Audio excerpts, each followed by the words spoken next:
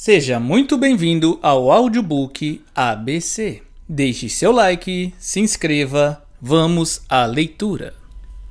Cristianismo Puro e Simples, livro 4, capítulo 5. Os obstinados soldadinhos de chumbo. O Filho de Deus se tornou homem para permitir aos homens se tornarem filhos de Deus. Nós não sabemos, em todo caso eu não sei, como as coisas poderiam ter sido se a humanidade nunca tivesse se rebelado contra Deus e aderido ao inimigo. Talvez toda pessoa vivesse em Cristo, entre aspas, e partilhasse da vida do Filho de Deus desde o momento de seu nascimento. Quem sabe, a vida que chamamos de bios, ou a vida natural, teria sido desenhada para dentro da vida que chamamos de zoé, a vida não criada, instantânea e imediatamente. Mas isso é pura especulação. Neste momento, você e eu estamos mais preocupados com o funcionamento das coisas. E o atual estado das coisas é o seguinte: no presente, os dois tipos de vida não são apenas diferentes, coisas que eles sempre teriam sido, mas na verdade opostos.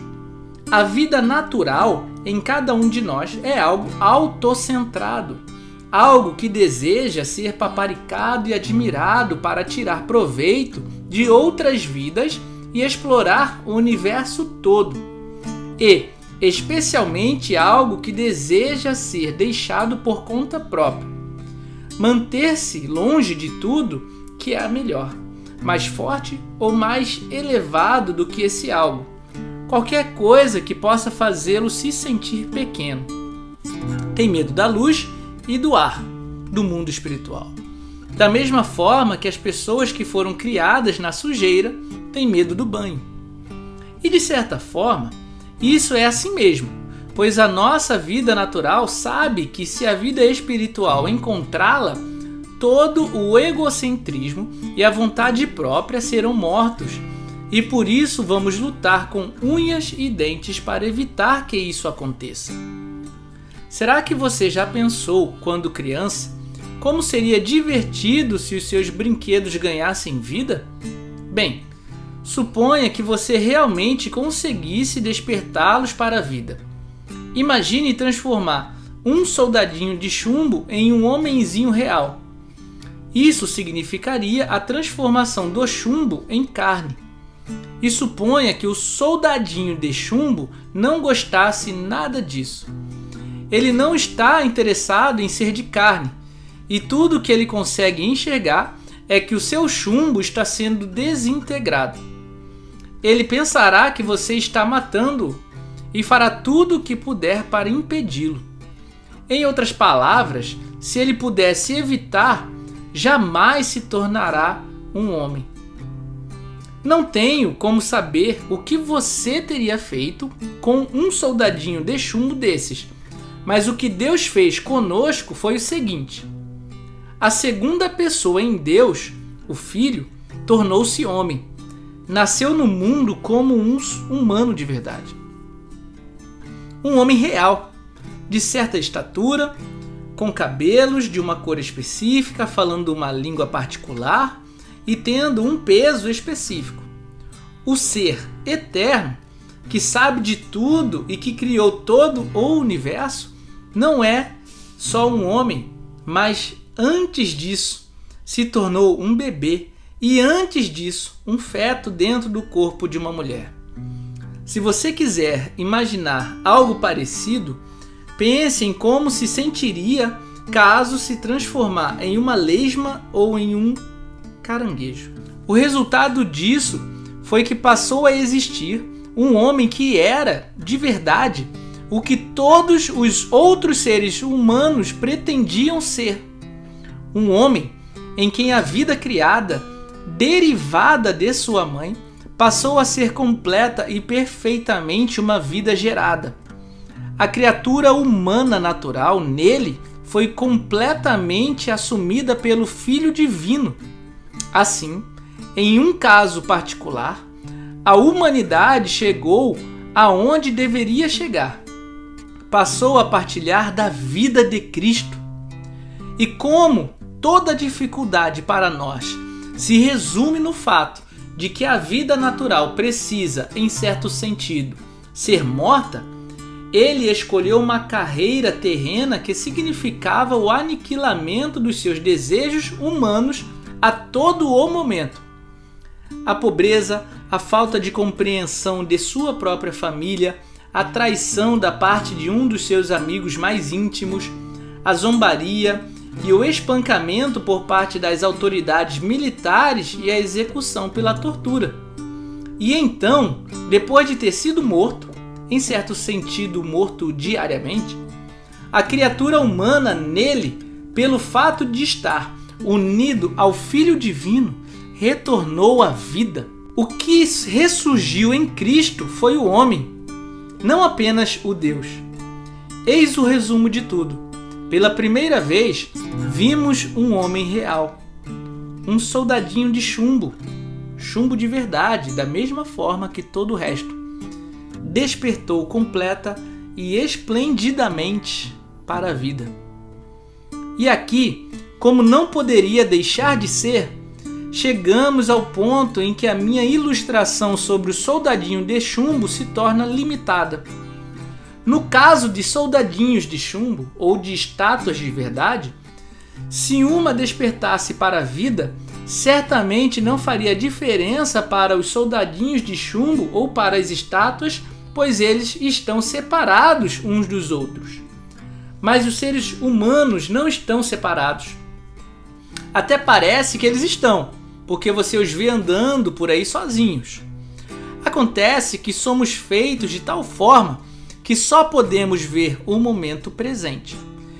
Se você pudesse enxergar o passado, certamente ele pareceria diferente, pois houve um tempo em que todo homem era parte de sua mãe, e antes disso ainda, também de seu pai.